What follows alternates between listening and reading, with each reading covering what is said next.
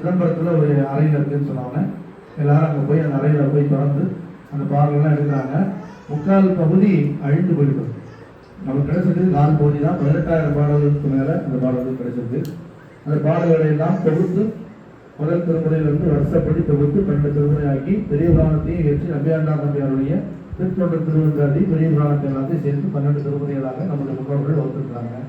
இந்த 12 திருமுறைகளில் பண்ணோடு இருக்கக்கூடிய பாடல்கள்னு சில பாடல்கள் இருக்குது, பதியங்கள் இருக்குது, சில திருமுறைகள் இருக்குது. சில பாடல்கள் பண்ணு இல்லாம. பண் அப்படின்னா என்னது அப்படின்னா பண்படுத்துதல் சொல்லுவாங்க. பண் அப்படின்னா பண்பாடுன்னு சொல்லுவாங்க. அப்படின்னா ஒரு கலாச்சாரம், ஒரு முறை, ஒரு இப்படித்தான் பாடணும் ஒரு ஏற்பாடு பண்ணியிருக்காங்க. அதை திருநீலகண்ட யாழ்ப்பாணர் மரபில் ஒரு பெண்ணிட்ட போய் இந்த பாடலெல்லாம் சொல்லி எப்படி பாடணும்னு கேட்டு அதை பாட வச்சு அப்படி வழியாக யாரெல்லாம் பாடுறாங்கன்னா ஓடுவார்களும் அடியார்களும் பாடிக்குவாங்க. இந்த பாடலை நாம் என்ன செய்யறோம்? முறையாக பாடணும். முறையாக எப்படி பாடணுமோ அப்படி பாடுறதுக்கு நம்ம முயற்சி பண்ணுறோம்.